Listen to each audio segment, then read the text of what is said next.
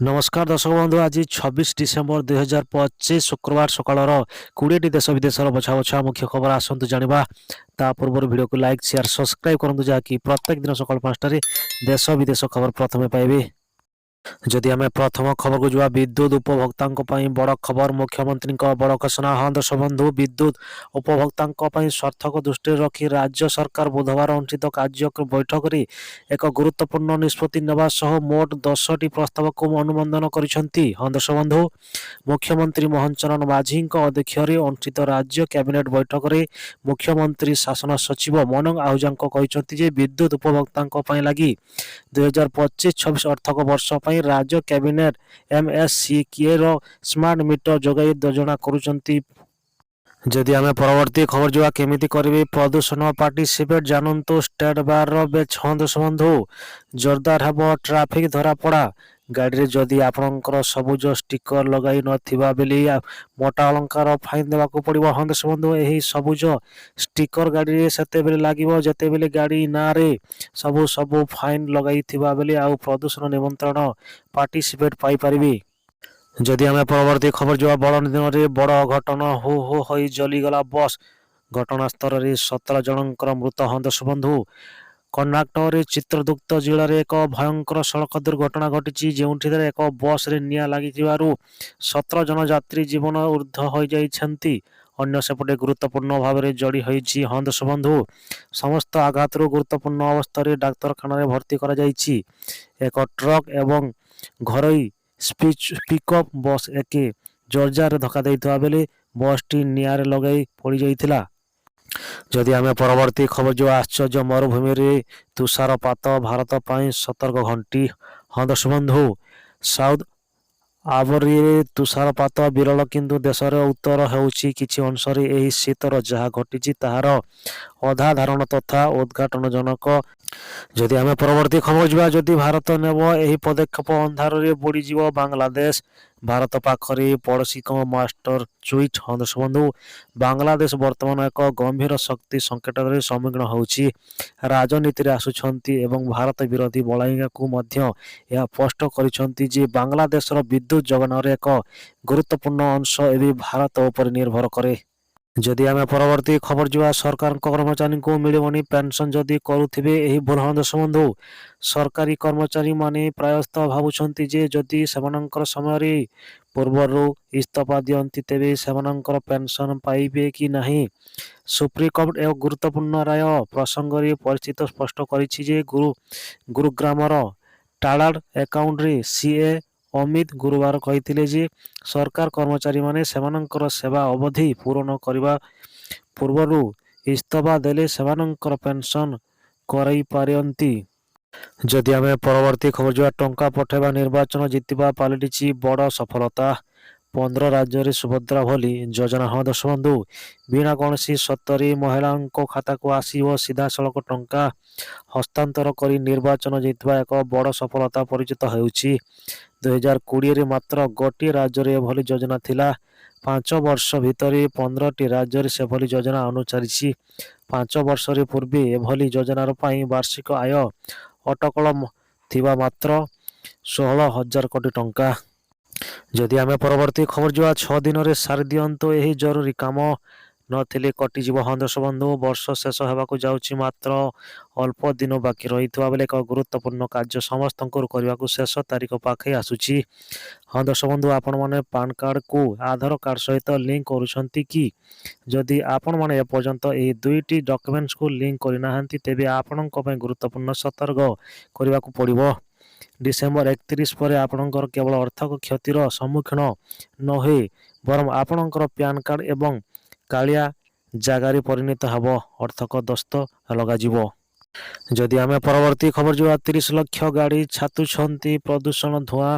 ଲାଞ୍ଚ କରୁଥିବା ରାଜ୍ୟରେ ମାତ୍ର 600 ସେଣ୍ଟର। ହଁ ଦର୍ଶକ ବନ୍ଧୁ, ରାଜ୍ୟରେ ପ୍ରାୟ 30 ଲକ୍ଷ ଗାଡ଼ିର ପ୍ରଦୂଷଣ ପାର୍ଟିସିପେଟ୍ ନାହିଁ।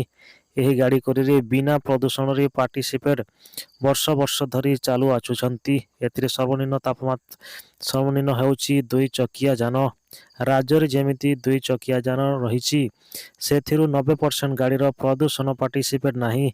ଅନ୍ୟ ପକ୍ଷରୁ ଏକ ସଂଖ୍ୟକ ଗୁଡ଼ିକରେ ପ୍ରଦୂଷଣ ପାର୍ଟିସିପେଟ୍ ଦେବା ବୋଲି ରାଜ୍ୟ ସରକାର ମାତ୍ର 6ଟି ପଞ୍ଜୀକୃତ ପ୍ରଦୂଷଣ ଯାଞ୍ଚ କେନ୍ଦ୍ର ରହିଛି।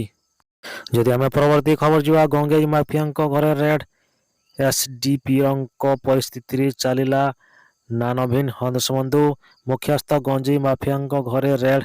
ଆଜି ସକାଳୁ ବୌଦ୍ଧ ଜିଲ୍ଲା ଶଗଡ଼ ସରପଞ୍ଚଙ୍କ ସ୍ୱାମୀ ମୃତଙ୍କ କର୍ମୀଙ୍କ ଘରେ ଚଢ଼ାଉ କରିଛି ଜିଲ୍ଲା ପ୍ରଶାସନ। ଚଢ଼ାଉ କରି ତାଙ୍କ ସମସ୍ତଙ୍କର ସମ୍ପତ୍ତି ବାଜ୍ୟାପ୍ତ କରିବା ପ୍ରୟାସ ଜାରି ରହିଛି। ଯଦି ଆମେ ପରବର୍ତ୍ତୀ ଖବର ଯିବା, ଚର୍ଚ୍ଚାରେ ପ୍ରଧାନମନ୍ତ୍ରୀ ନରେନ୍ଦ୍ର ମୋଦି ପ୍ରାର୍ଥନା ସଭାରେ ହେଲା ସାମିଲ ହଂସବନ୍ଧୁ। ପ୍ରଧାନମନ୍ତ୍ରୀ ନରେନ୍ଦ୍ର ମୋଦି ଆଜି ଖ୍ରୀଷ୍ଟମାସ ଅବସରରେ ଦିଲ୍ଲୀରେ ପାଥ୍ୟାଡ୍ରାମ ଚର୍ଚ୍ଚା ପରିଦର୍ଶନ କରିଛନ୍ତି। ସେ ସେଠାରେ ପ୍ରାର୍ଥନା ସଭାରେ ଅଂଶଗ୍ରହଣ କରୁଛନ୍ତି। ଏହି ପାଥ୍ୟାଡ୍ରାମରେ କେବଳ ପୁରୁଣା ଚର୍ଚ୍ଚା ମଧ୍ୟରୁ ଗୋଟିଏ ନୁହେଁ ବରଂ ଦିଲ୍ଲୀର ସବୁଠାରୁ ବଡ଼ ଚର୍ଚ୍ଚା ମଧ୍ୟ।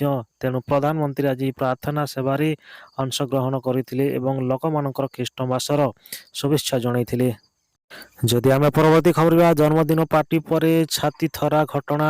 ଚଳନ୍ତା କାରରେ କମ୍ପାନୀ ମ୍ୟାନେଜରଙ୍କୁ ଗଣଦୁଷ୍କର୍ମ ହଂସବନ୍ଧୁ। ରାଜସ୍ଥାନର ଉଦୟପୁରରେ ଏକ ଚାଞ୍ଚଲ୍ୟକର ଘଟଣା ସାମ୍ନାକୁ ଆସୁଛି। ଜନ୍ମଦିନ ପାର୍ଟି ପରେ ଚଳନ୍ତା କାରରେ ଜଣେ ଆଉଟି ଫାର୍ମ ମ୍ୟାନେଜରଙ୍କୁ ଗଣ ବଳାତ୍କାର କରାଯାଇଥିବା ବୋଲି ଅଭିଯୋଗ ହୋଇଛି।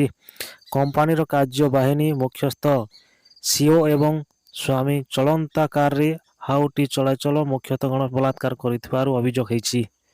ଯଦି ଆମେ ପରବର୍ତ୍ତୀ ଖବର ଯିବା, ଏଲ୍ଆଇସି ମହିଳାମାନଙ୍କୁ ମାସକୁ ମିଳିବ 7,000 ଟଙ୍କା, କିନ୍ତୁ କିପରି ଜାଣନ୍ତୁ ଆବେଦନ କରିବେ ସମ୍ପୂର୍ଣ୍ଣ ପ୍ରକ୍ରିୟା। ହଂସବନ୍ଧୁ, ମହିଳାଙ୍କ ସଶକ୍ତି କରିବା ପାଇଁ ଏବଂ ଆର୍ଥିକ ଭାବରେ ସଶକ୍ତ କରିବା ପାଇଁ ସାରା ଦେଶରେ ଅନେକ ଯୋଜନା କାର୍ଯ୍ୟକାରୀ କରାଯାଉଛି। ସେମାନଙ୍କୁ 1,000ରୁ 2,500 ଟଙ୍କା ପର୍ଯ୍ୟନ୍ତ ପ୍ରଦାନ କରାଯାଏ।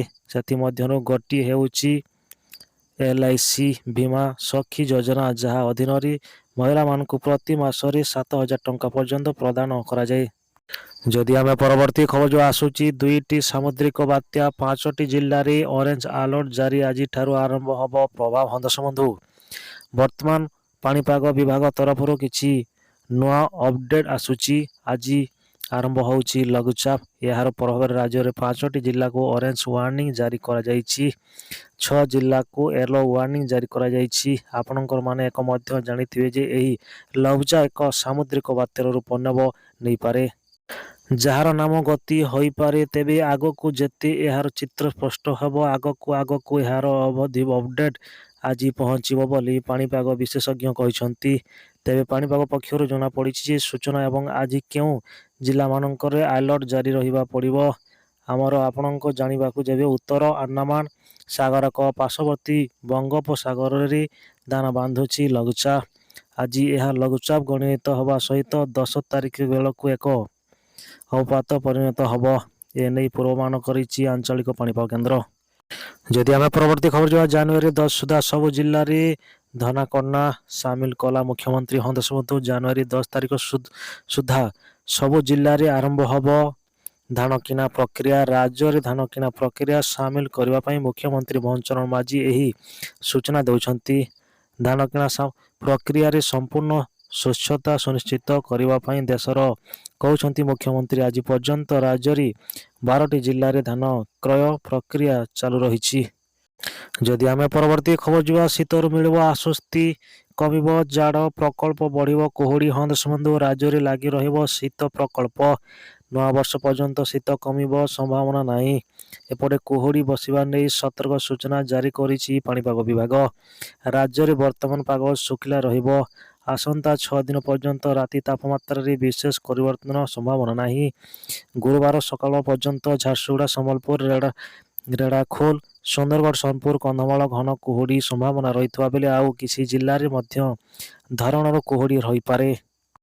ଯଦି ଆମେ ପରବର୍ତ୍ତୀ ଖବର ଯିବା, କାର ନା ବାଇକ୍, ଟ୍ରାଫିକ ପୋଲିସ କେଉଁ ଗାଡ଼ି ପାଇଁ ସବୁଠୁ ଅଧିକ ଚାଲାଣ କାଟେ? ହଂସବନ୍ଧୁ, ଆକଳନ ଜାଣିବା ଆପଣଙ୍କ ଆଶ୍ଚର୍ଯ୍ୟ ହେବେ। ହଂସବନ୍ଧୁ, ଦିଲ୍ଲୀ ଟ୍ରାଫିକ ପୋଲିସ ଦୁଃଶାସନ ନିଶୁଣରେ ନିଆଁ ବୋଲି ପ୍ରଶ୍ନ କ୍ରମକ ଠକାଇ ହେବାର ଲାଗିଛି। ଏହା ସତ୍ତ୍ୱେ ବହୁ ସଂଖ୍ୟକ ଡ୍ରାଇଭର ପିୟୁସିସିଙ୍କ ପ୍ରମାଣପତ୍ରକୁ ନେଇ ହାଲୁକା ମଧ୍ୟ ଦେଉଛି। ଯଦି ଆମେ ପରବର୍ତ୍ତୀ ଖବର ଯିବା, ଭୂକମ୍ପ ଝଟକାରେ ଥରିଲା ପୃଥିବୀ, ପଛକୁ ପରେ 2ଟି ଝଡ଼ର ହଲଦିଲା ବଡ଼ ବଡ଼ କୋଠା ସାମ୍ନାକୁ ଆସିଲା ଭୟଙ୍କର ଭିଡ଼ିଓ ଦେଖନ୍ତୁ। ହଁ ଦର୍ଶକ ବନ୍ଧୁ, ପୁଣି ଥରେ ଭୂମିକମ୍ପ ଝଟକାରେ ନାଇୱାନକୁ ଥରାଉଛି। ବାସିନ୍ଦାଙ୍କ ଆତଙ୍କ ଖରାଉଛି। ବୁଧବାର ଡିସେମ୍ବର 24, 2025 ଦକ୍ଷିଣ ପୂର୍ବ ହାଇୱାନକୁ ରାଜଧାନୀ ଚାପରେ ସୃଷ୍ଟି କରିଛି। ଯଦି ଆମେ ପରବର୍ତ୍ତୀ ଖୋଜିବା ଭାରତୀୟ ବୁଲେଟିନ୍ର ବଜାରରେ ସୁନା ଏବଂ ରୂପା ମୂଲ୍ୟ ଆଜି ଐତିହାସିକ ସର୍ବୋଚ୍ଚ ସ୍ତରରେ ପହଞ୍ଚିଛି। ମଲ୍ଲି କମୋଡିର ଏକ୍ସରେ ଏମ୍ଏକ୍ସିର ଏକ ରୂପା ମୂଲ୍ୟ ପ୍ରତି କିଲୋଗ୍ରାମ 1,24,000 ସର୍ବୋଚ୍ଚ ସ୍ତରରେ ପହଞ୍ଚିଛି। 24 କ୍ୟାରେଟ ସୁନା ମଧ୍ୟ 7,000 ଟଙ୍କା ବୃଦ୍ଧି ପ୍ରତି 10 ଗ୍ରାମ ପିଛା 1.36 ଲକ୍ଷ ଅତିକ୍ରମ କରିଛି।